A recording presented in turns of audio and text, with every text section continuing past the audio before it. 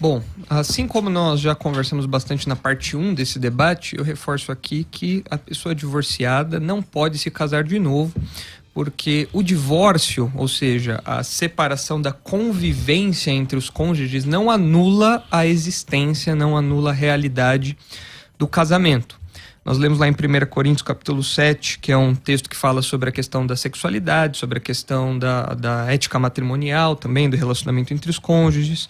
Nós lemos no versículo 39 que diz: a mulher está ligada enquanto vive o marido, contudo, se falecer o marido, fica livre para casar com quem quiser, mas somente no Senhor. Então o texto é claro, categórico, cristalino, em dizer que o matrimônio existe enquanto as partes estiverem vivas. E só é permitido o novo casamento quando a parte que vai se casar é viúva. Caso contrário, olhando para o que diz Romanos capítulo 7 também, olhando para o que diz as palavras de Jesus, a pessoa comete adultério quando divorciada se casa com outra pessoa. Ela passa a ter 2 casamentos acontecendo ali, e isso é algo que a Bíblia considera uma abominação, algo irregular, que traz implicações para a vida eclesiástica. Então, uma pessoa recasada não pode ser pastor, não pode compor a liderança espiritual da igreja. Infelizmente, o que a gente tem visto é muitos pastores, a gente tem visto muitas pessoas ocupando o cargo de liderança, ignorando esse preceito bíblico exposto ali em 1 Timóteo, que diz que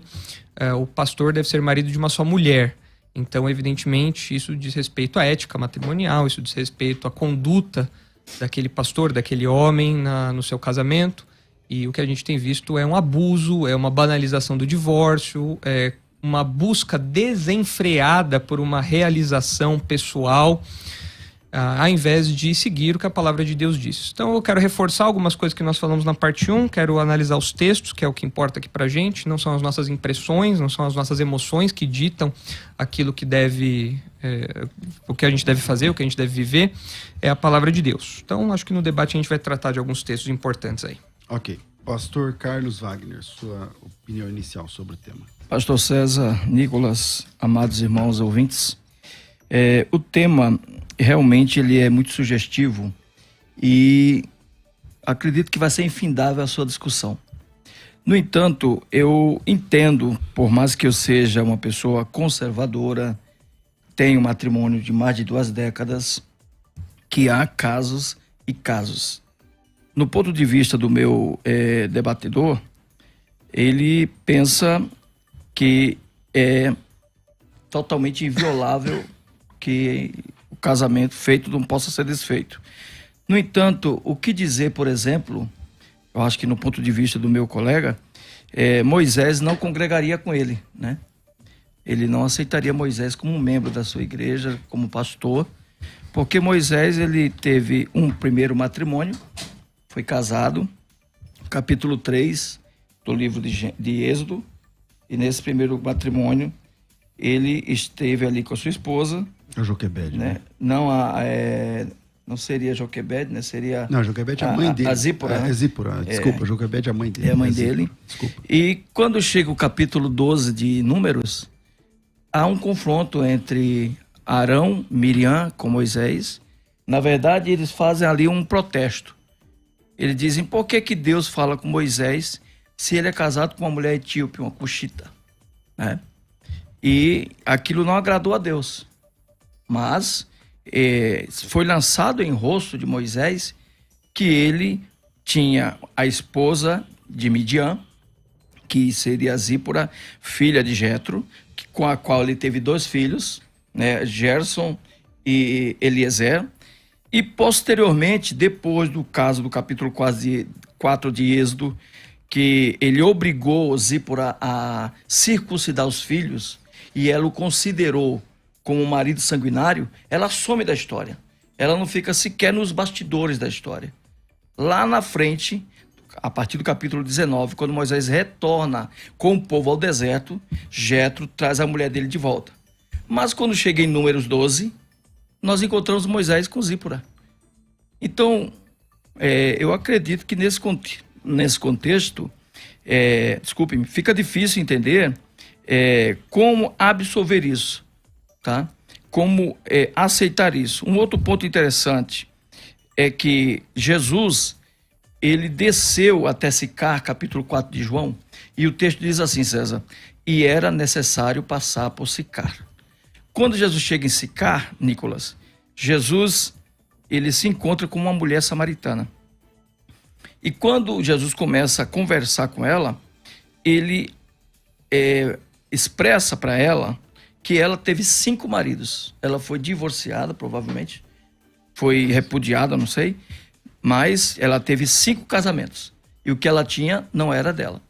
Em nenhum momento Jesus usou isso para denegri-la ou diminuí-la, mas para dizer a ela que a situação dela não se resolveria com um novo casamento ou com uma nova união, mas que o problema dela era espiritual, que ele seria, nesse caso, o remédio para a sua doença.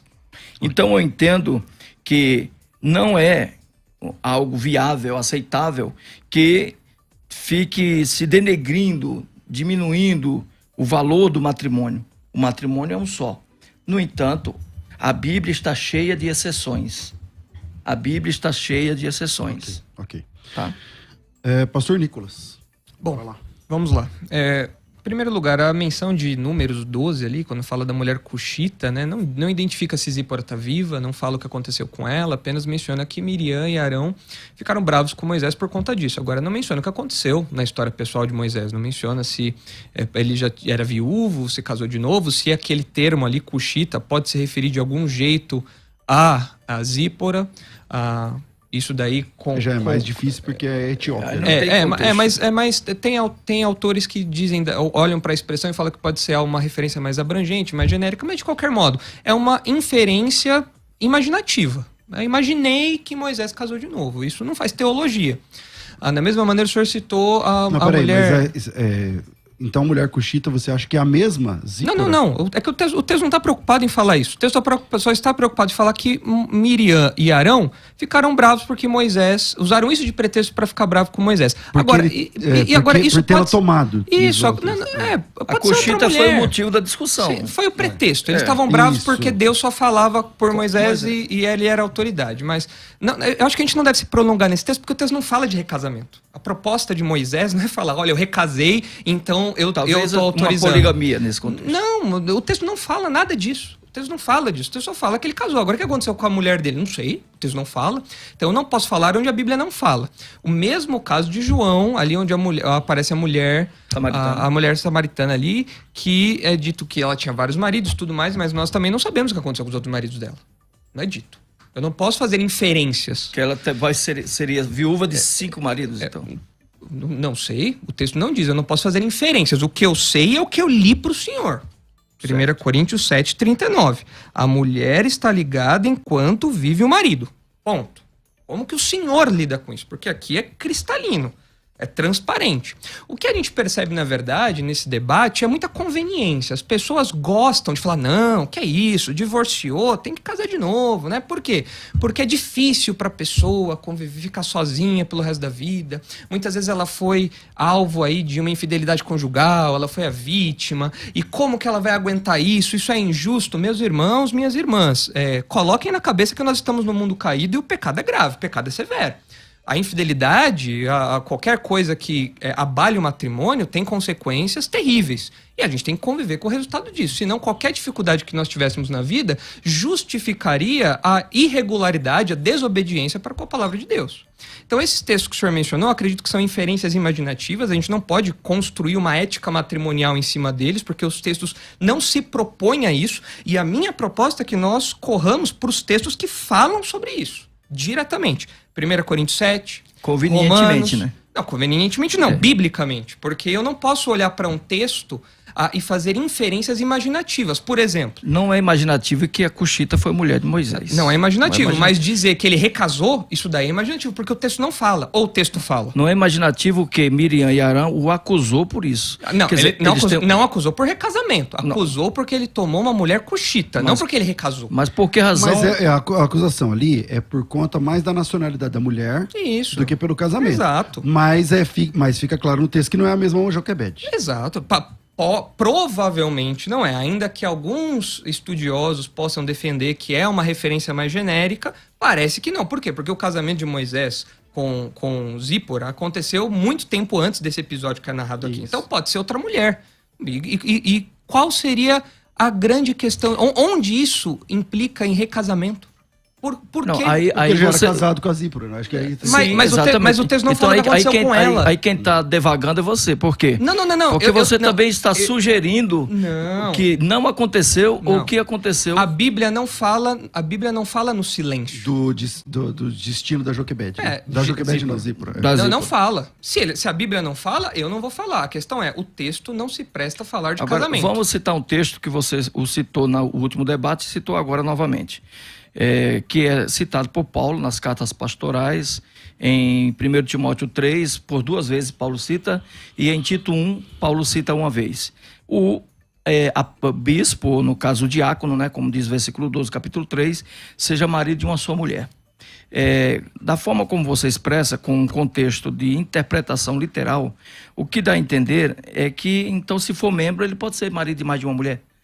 No caso, então, é somente o bispo e o presbítero que seja marido de uma só mulher. Vou dizer o que acontece na minha igreja, porque lá eu sou pastor. Não, vamos no contexto bíblico. Não, né? então, porque a minha igreja nós seguimos a Bíblia, não as imaginações e invenções humanas. Então a gente faz o quê?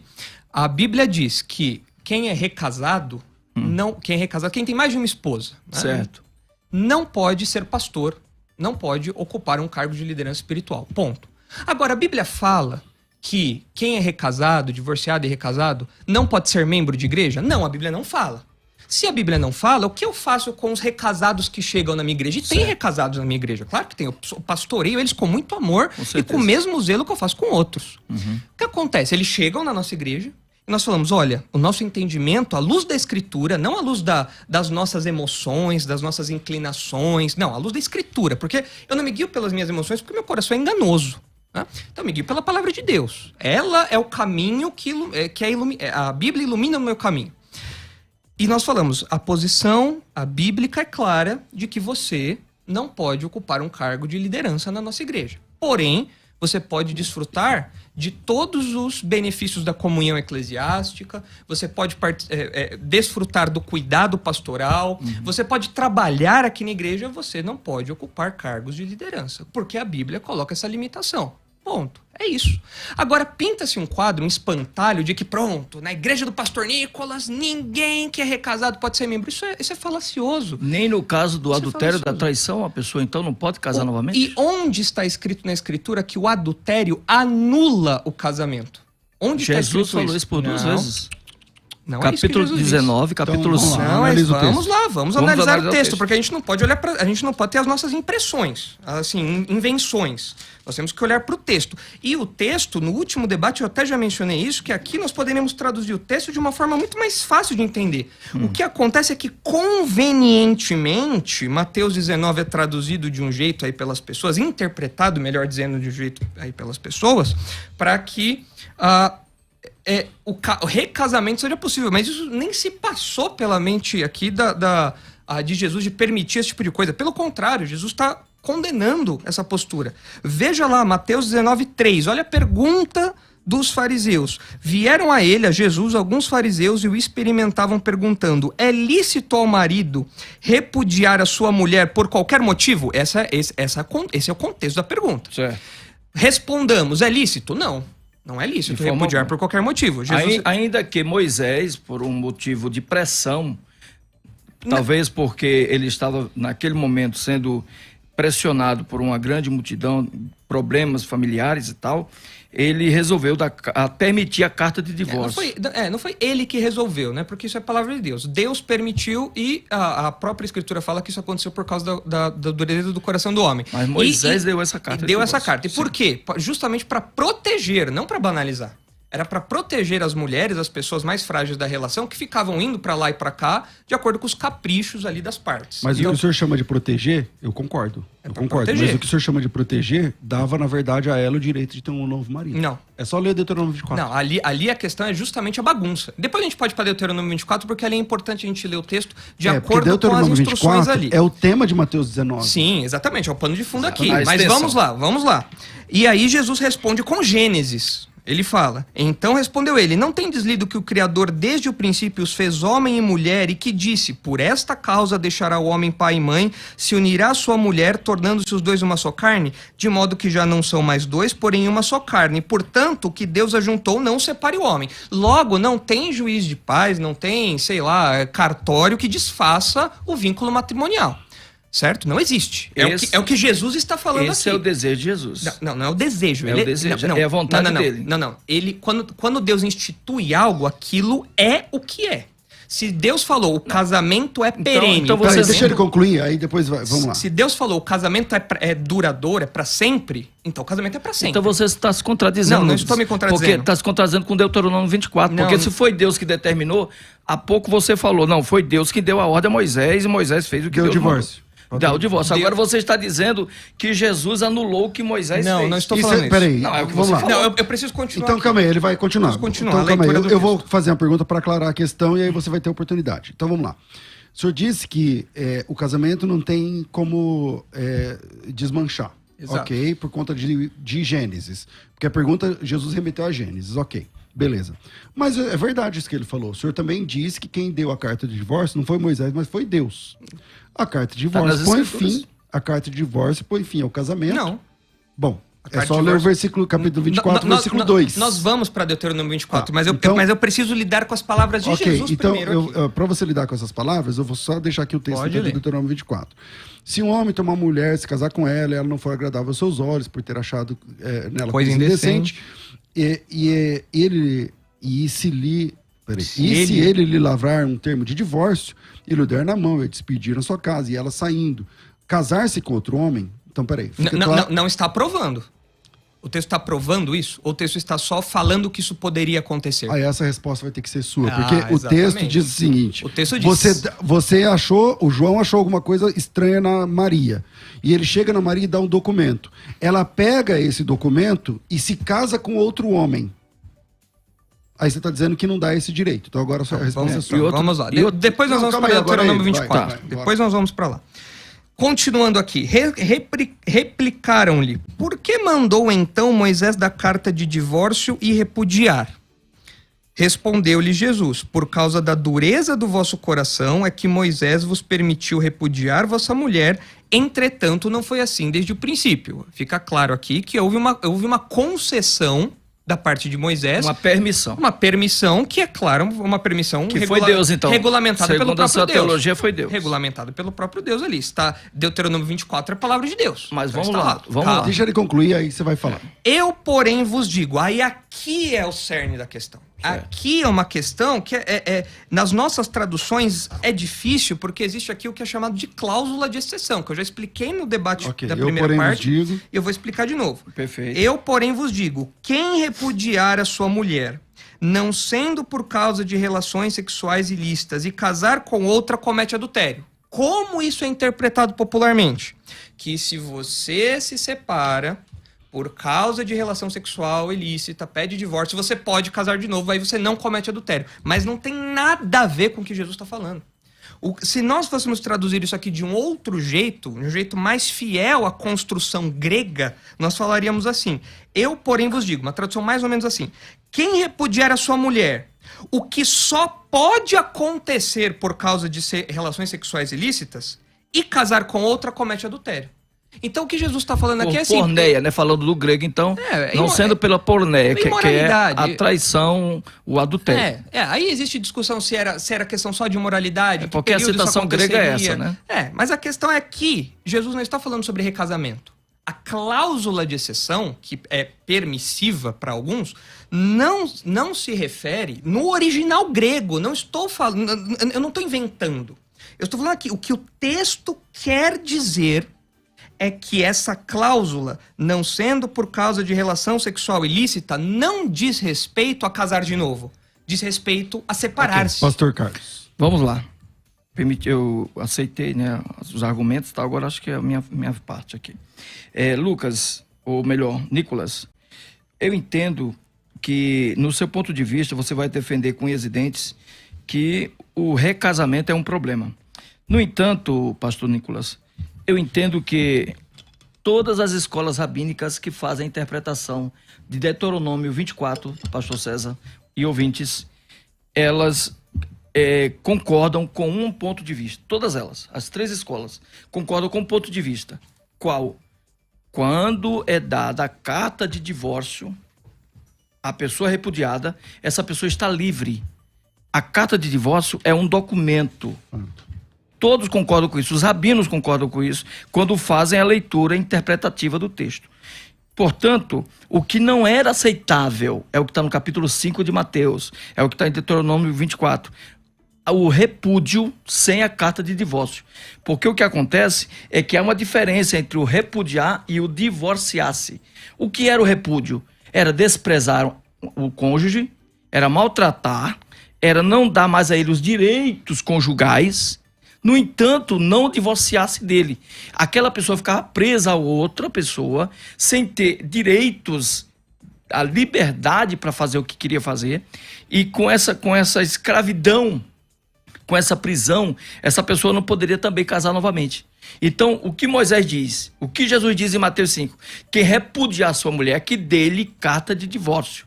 Porque o repúdio, ele era informal. O divórcio, ele era formal, ele era um documento. Outra coisa, meu caro Nicolas, que deve ser considerado. Capítulo de número 7, versículo 15 de 1 Coríntios. Paulo diz assim, se uma mulher, começa pela mulher, se uma mulher crente vive com um homem descrente e esse consente em viver com ela, que não o deixe. Ou se um homem crente vive com uma mulher descrente e essa consente em viver com ele, que não o deixe. Porém, se o deixar, se o descrente se apartar, este não foi chamado para a escravidão. O texto deixa bem claro isso. Eu queria pedir que você, meu caro Nicolas, se pudesse, fizesse a interpretação dessa expressão dada por Paulo. Sem problema. O que Paulo quis dizer... Com servidão. Quando ele usa a expressão servidão no capítulo 13, ou melhor, capítulo 7, versículo 15. Muito simples. O que ele está falando é o seguinte, o incrédulo quer ir embora. Essa iniciativa não pode partir do crente. Sim. Certo? Isso fica claro. O que Paulo está falando ali é o seguinte, se o incrédulo quiser ir embora, a parte crente não tem mais que cozinhar pro incrédulo, a parte crente não tem mais que ficar pagando plano de saúde pro incrédulo, a parte crente não tem que ficar satisfazendo as questões sexuais do incrédulo. É isso que é servidão. É você estar no contexto do convívio e as suas responsabilidades. É só isso. Mas o apartar aqui é separar-se, né? É separar-se, é claro. Separar-se do convívio. Certo. Não anular o casamento. O casamento continua existindo. No seu ponto de vista. Não, do ponto de vista de Paulo, porque no mesmo capítulo, o versículo 39 fala aí que está ligado. Caso. Aí é o caso, não. Da morte de um dos cônjuges, né? Não. Aí Paulo está falando, morrendo o cônjuge, claro. O outro está livre. Não dá para misturar Romanos 7 com Coríntios 7. Não, mas são assuntos diferentes. Isso, mas Romanos 7 é a morte. Não, 1 Coríntios 7 Coríntios também. 7 tá todo mundo vivo. A mulher está ligada enquanto vive o marido. Pronto. Isso daí é um princípio que se aplica a qualquer coisa. Senão Paulo falaria assim, ó. A mulher está ligada enquanto vive o marido, enquanto ele for fiel, enquanto ele pagar as contas. Mas não é isso que Paulo fala, pastor. Paulo fala, enquanto os dois estão vivos, o casamento é indissolúvel. E as implicações disso para a vida da igreja são imensas.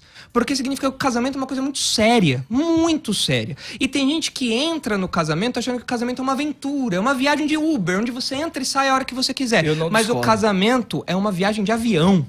Você entra, você só vai sair no destino. Você não abre a porta do avião e pula. Não existe essa possibilidade. Eu concordo contigo. E é isso que Paulo está defendendo aqui. Assim como Jesus defendeu, assim como, por incrível que pareça, por mais difícil que talvez possa parecer no primeiro momento, Moisés defende isso também em Deuteronômio 24. Deus instituiu isso lá em Gênesis. Ficou a minha pergunta de Deuteronômio 24. Isso. A gente pode ir para Deuteronômio 24 agora. Vamos lá.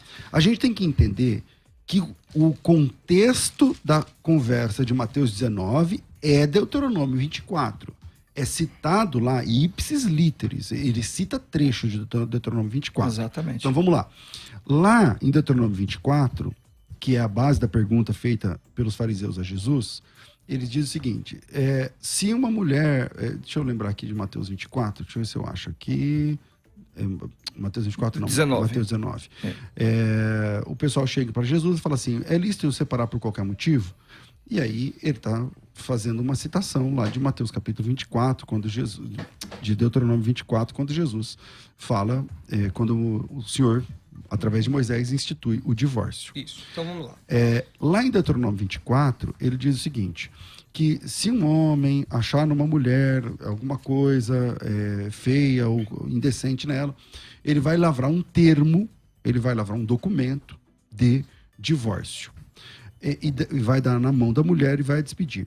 E ela saindo da sua casa, se casando com outro homem, obviamente ela só pôde se casar com outro homem com a carta, graças àquele documento, senão ela já tem ela já estava casada com o primeiro. A Maria já estava casada com o João. Como ela conseguiu casar com o Manuel? Como ela conseguiu? Não tem como. Ela só pode se casar por conta daquele documento. Versículo 3. E se este a aborrecer, lhe lavrar um termo de divórcio, então ela está indo para o segundo divórcio, e lhe entregar na mão, está falando de um documento que ela recebe na mão, e a despedir da sua casa, e se esse último homem que a tomou morrer, ela não pode voltar a ser esposa do primeiro. Então é disso que ele está falando. O Deuteronômio 24 está dizendo o seguinte, a Maria casou com o João, separou, o João deu um documento. Com esse documento ela casou com o Manuel. Aí o Manuel se divorciou dela e deu para ela um documento. Ela ficou com esse documento. Aí o Manuel morreu. Aí ela está sem os dois homens. Ela está sem os dois. O texto diz que ela não pode voltar a se casar com o primeiro. E esse é o contexto puro de Deuteronômio capítulo 24. Não seria esse documento que a Maria recebeu do João primeiro e depois do Manuel, se eu troquei os nomes, me desculpe, o que permitia a ela ser de outro marido? Não. O que acontece ali em Deuteronômio 24 é o seguinte, o povo estava banalizando a coisa. O povo estava curtindo a vida doidado, ignorando a perenidade do casamento. Então, quando é instituída essa legislação do divórcio, é importante dizer que em nenhum momento Deus está aprovando isso. Sem sombra de dúvida. Porque a Bíblia também é clara, Malaquias diz que Deus odeia o divórcio. Isso não é discutível. Ok, então nós dois concordamos, nós três concordamos que o divórcio é odiável a Deus e, portanto, tem que ser odiável a nós também. O divórcio não é uma coisa bem-vinda. Isso, exatamente. Então, em nenhum momento aqui Deus está incentivando o divórcio. Ou está falando, não, agora o divórcio é legal. Não, em nenhum momento ele está falando isso. Se divorcia à vontade, não é isso? Não, jamais. O que está acontecendo aqui é que há uma legislação para impedir abusos. Uma legislação para proteger, que foi o que a gente falou lá atrás. Mas em nenhum momento há uma aprovação ou incentivo. Abusos, excessos. Isso. Então vamos lá. O que acontece aqui? Vamos ler o texto. Deuteronômio 24. Se um homem tomar uma mulher e se casar com ela, e se ela não for agradável aos seus olhos, por ter ele achado coisa indecente nela, que coisa indecente... É discutível. É discutível até que ponto seria isso. Mas enfim, tinha os mais liberais, que falavam que poderia ser qualquer coisinha, tinha os mais restritos, enfim. Mas essa é a base da pergunta, porque eles falam, pode ser por qualquer motivo? Isso, exatamente. Jesus recorre a Gênesis e fala, não, a coisa não é desse jeito. Vamos lá. E se ele lhe lavrar um termo de divórcio e lhe o der na mão e a despedir de casa, note que Moisés aqui está narrando um caso. Ele está contando uma historinha. Um exemplo. Ele está contando uma história. Se acontecer de um homem dar carta de divórcio, despedi-la de casa, e se ela saindo de casa for e se casar com outro homem, Moisés não está aprovando nada. Ele está contando a historinha. Ele está contando a historinha. Por quê? Porque é isso que estava acontecendo. Era isso que estava acontecendo. Só que antes não tinha nenhuma proteção legal. E o que acontecia? O homem despedia a mulher ficava lá solta, ia, voltava, aquela coisa toda. O homem também ficava se entregando ali. Então existe aqui uma historinha que está sendo contada. A questão é que a carta dá a ela liberdade. Ela tá livre. Não. O texto não disse isso ainda, pastor. O texto não disse. Moisés está contando a historinha. Continue lendo. Vamos continuar a historinha. E se este a aborrecer... Ele está continuando a historinha. Outra etapa na historinha. E se este a aborrecer e lhe lavrar termo de divórcio e lhe o der na mão e a despedir da sua casa, ou se este último homem que a tomou para si por mulher vier a morrer, então seu primeiro... Agora vem o então. Esse então... é como nós vamos lidar legalmente com esse caso. Certo. Então, seu primeiro marido, que a despediu, não poderá tornar a desposá-la para que seja sua mulher.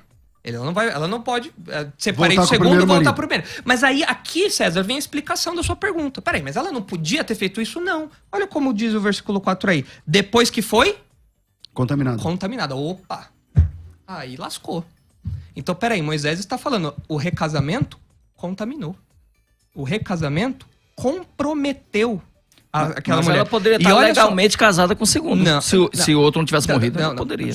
O texto continua, o texto reforça ainda. Não tem como fugir disso, gente. Desculpa, mas não dá. É pura conveniência, não dá. Depois que foi contaminada, pois é abominação perante o Senhor. Assim não farás pecar a terra que o Senhor teu Deus te dá por herança. O terceiro ato é abominação, voltar. Não. Voltar para o primeiro homem. O texto fala depois que ela foi contaminada. Mas o que é abominação? Vamos interpretar o texto. Calma. O abominação lá é voltar com o primeiro. É voltar para o primeiro. É isso aí. Não é o primeiro divórcio. Não. O texto está falando aqui depois que foi contaminada. Diz respeito ao recasamento. Não tem como fugir disso. Não tem como eu falar depois de um ato que ainda não aconteceu. Tu falaste há pouco que não inventas interpretação. Eu tô lendo o texto. E aqui, quem está me respaldando aqui, não eu poderia, eu estou interpretando o que o texto diz. Mas o pessoal de casa aí, que acha que a gente inventa coisa da cabeça também, professor Davi Murk, a autoridade incontestável no assunto família no Brasil. Autoridade, assim, de calibre alto. A obra magna dele tá aqui. Lar, Casamento e Família, publicado pela editora Agnus. Um comentário bíblico de várias passagens sobre família e casamento, inclusive Deuteronômio 24. E ele diz o seguinte, palavras dele aqui, olha só. O texto caracteriza a pessoa recasada, mesmo depois de um divórcio legítimo, entre aspas, em que o marido entregou um termo de divórcio nas mãos da esposa e a despediu da sua casa, como sendo adúltera. A mulher tornava-se contaminada depois do novo casamento, por isso não podia voltar-se ao primeiro. Agora, uma coisa é interessante de notar nesse texto, o professor Davi Murk também destaca isso. O texto reconhece que 2 casamentos existiram. Ou seja, ela se tornou bígama. Meu Deus, é a tragédia. Você olha para o Antigo Testamento, só tem tragédia com quem toma mais de meia. Eu tenho que fazer um intervalo, calma aí, eu tenho que fazer um intervalo, mas... Eu vou discutir isso aí no próximo bloco. Porque, assim, o que fazer diante de uma interpretação como essa que o Nicolas apresentou agora, Nicolas, diante do fato de que a poligamia era tolerada no Antigo Testamento, de alguma forma, e vários servos de Deus eram polígamos. Boa pergunta essa. Davi, por exemplo, era um homem segundo o coração de Deus e polígamo. Se isso aí já é uma imundície, então o Davi está nesse patamar aí. O Moisés está nesse patamar aí. O Abraão está nesse patamar aí. O Jacó está nesse patamar aí. Tantos patriarcas, Salomão, enfim, vários reis e tudo mais. Eu queria... estender o debate também com o seguinte ponto de vista. As escrituras estabelecem normas e leis, mas em muitos casos existem suas exceções. O exemplo clássico disso é Josias, que celebra a Páscoa no segundo mês em vez de celebrar no primeiro, né? Conforme Crônica cita. E Deus não condenou a Josias, mesmo que a Páscoa havia sido determinada na lei como obrigatória no primeiro mês, no mês de Abib.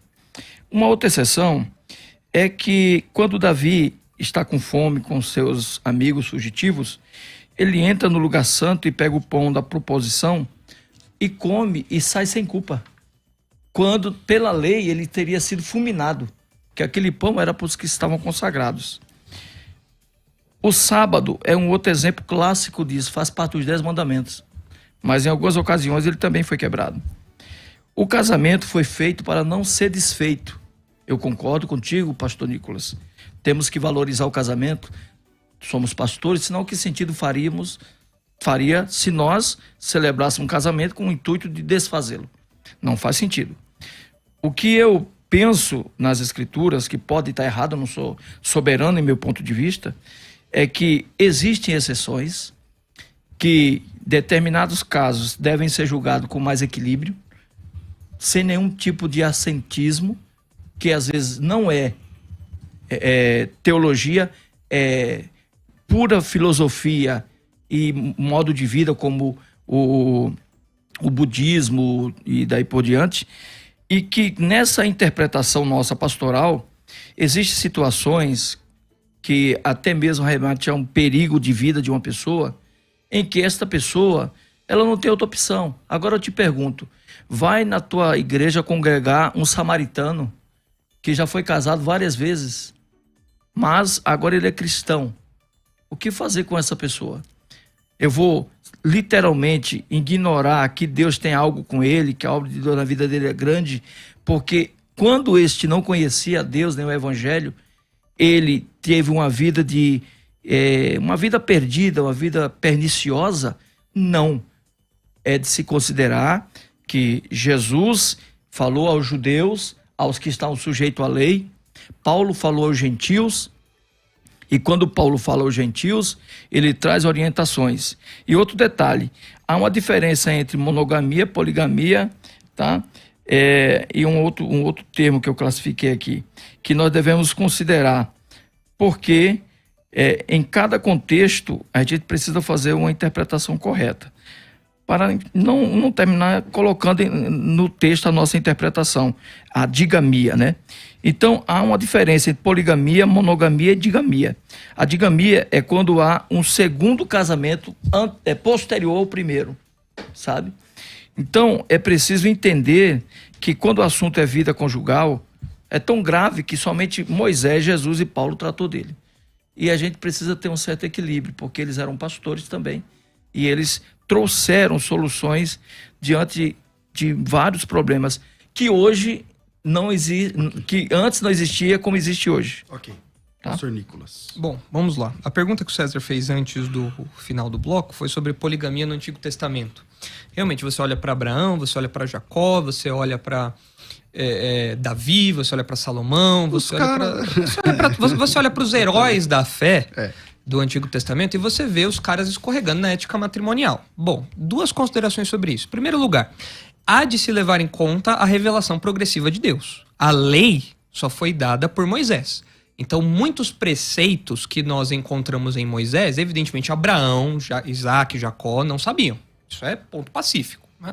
Então, muitos detalhamentos eles não conheciam. Por quê? Porque na revelação progressiva de Deus, a ética matrimonial foi sendo ampliada. Porém, isso não justifica a postura deles. Por quê? Porque desde Gênesis 2, você tem ali o embrião da ética matrimonial, porque Deus fez Adão e Eva. Deus não fez Adão, Eva, Maria, Josefina, é Adão e Eva. Logo, o ideal de Deus, ao qual Jesus remete em Mateus 19, é um homem e uma mulher. Então a poligamia já seria embrionariamente condenada a partir da tradição oral que os patriarcas tinham na época já, da origem do casamento. Além disso, a outra consideração é que todos os polígamos do Antigo Testamento tiveram dor de cabeça por causa disso. Todos.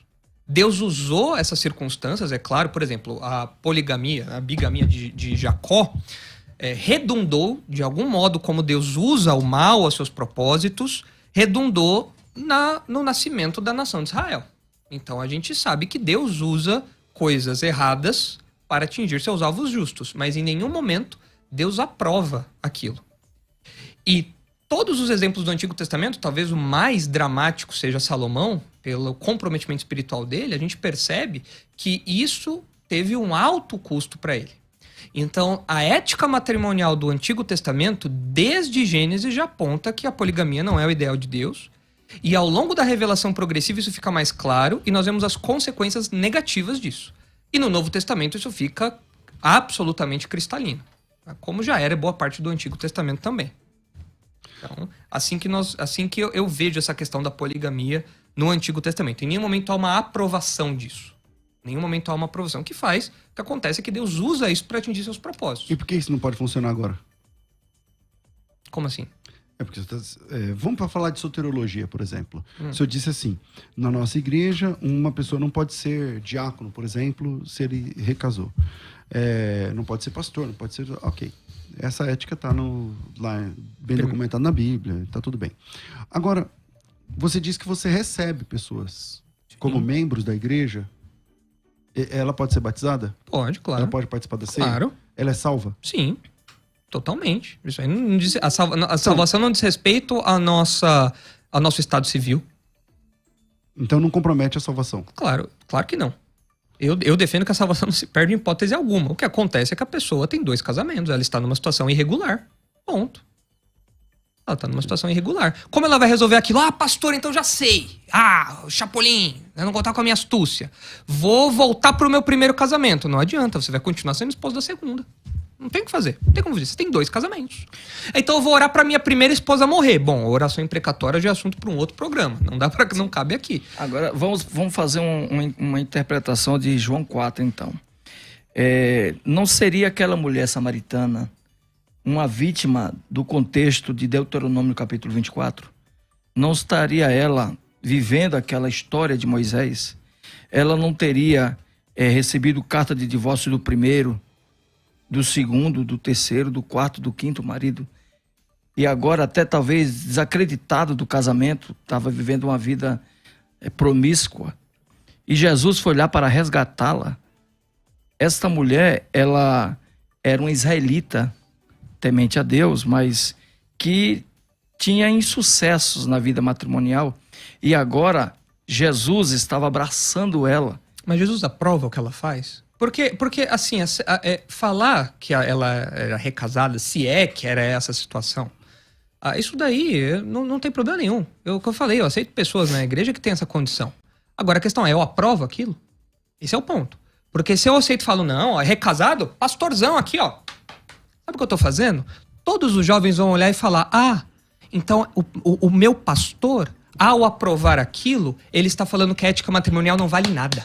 Mas nada. A questão, o casamento não tem valor. A questão, Nicolas, não é essa. Eu não é jogar tudo num cesto. Não, eu não estou jogando num cesto, que há pastor. situações... Aquela mulher, ela era, digamos que ela fosse uma exceção em meio a muitas outras situações. Pastor, eu não posso criar exceções que a Bíblia não contempla. Mas Jesus foi a ficar atrás dela. Mas eu não posso. Mas Jesus não foi lá para resolver as questões matrimoniais dela. Ele não foi até a sinagoga, puxou a capivara dela para ver lá, isso daqui você casou, isso aqui você casou. O que Jesus foi pregar para ela foi sobre a salvação. E apresentou a miséria espiritual dela. Sem sombra de dúvida. Que se refletia numa ética matrimonial frouxa. Mas a questão não é essa. A questão é, o Senhor fala de exceções, mas o Senhor cria exceções que a palavra de Deus não cria. Deus tem autoridade para criar as exceções na palavra dele. Eu não. Eu não crio. Eu apenas a identifico. Não estou criando em nenhum momento. Em Deuteronômio 24, o texto deixou claro que havia exceções. Não, mas nós já explicamos e você teve que Deuteronômio concordar 24. Com isso. Não, nós já explicamos Deuteronômio 24. Já explicamos Deuteronômio 24, 1 Coríntios 7, Mateus 19. Entendemos que há uma diferença entre repudiar e divorciar. Não, isso aí o senhor colocou por conta própria. É uma interpretação rabínica. Não, mas é rabínica, até aí a interpretação rabínica tinha um monte de coisa rabínica que não tem nada a ver. O que nós olhamos é pro campo semântico e vê que são sinônimos. Calma aí. Vamos lá, a gente não pode também desclassificar, por exemplo, o senhor apresentou um autor aqui, Davi... Que não é Davi Merck. Que Merck, eu nunca vi, mas tá tudo bem. Ele não concordou com o que o senhor apresentou aqui, não sei se o senhor conhece esse livro. Conheço. Tá, mas o senhor concorda com o que ele está falando? Não, que é uma coisa. Agora ele está apresentando as escolas rabínicas que Jesus conhecia. Tudo também. O pessoal de casa vai ter que falar, ok, eu vou ficar com a opinião do pastor Carlos, vou ficar com a opinião do pastor Nicolas. Agora, o que eu estou alertando é o seguinte, esse caminho é de desgraça. Essa opção leva à desgraça da igreja e das famílias. Eu não estou falando que o Senhor é alguém que não liga para a família, que não liga para a igreja, que é um negligente, mas eu estou falando que ideias têm consequências. E eu sei lá na frente o que vai dar isso. Eu sei porque lá atrás, décadas atrás, quando no Brasil esse papo de divórcio ganhou vulto e as igrejas abraçaram aquilo como um discurso de não, isso daí era no passado, nós temos que atualizar as coisas, nós temos que ver os problemas sociais. Quando isso aconteceu lá atrás, hoje nós estamos colhendo os frutos disso com famílias destruídas, igrejas destruídas, o evangelho sendo emporcalhado por conta de uma ética matrimonial. Inclusive, como eu mencionei no primeiro debate, eu reforço aqui, João Batista morreu por causa de ética matrimonial. Então o pessoal do chat fala aí, né? O pastor Nicolas é muito arrogante, não sei o que lá. João Batista perdeu a cabeça por causa disso. Eu perderia a minha por conta do que eu tô falando aqui. Eu morreria fácil. Pastor Nicolas, você morre pela sua ética matrimonial? Morro. Morro? Claro que eu morro. Porque isso daqui diz respeito a um projeto santíssimo. Isso aqui diz respeito a uma ética elevadíssima. É algo que eu não tenho autoridade nenhuma para tocar, para mexer, eu não posso. E se você aí de casa acha que você tem autoridade, qualquer mínima, para ir contra a palavra de Deus e modificá-la, prepare-se, porque você colherá as consequências disso.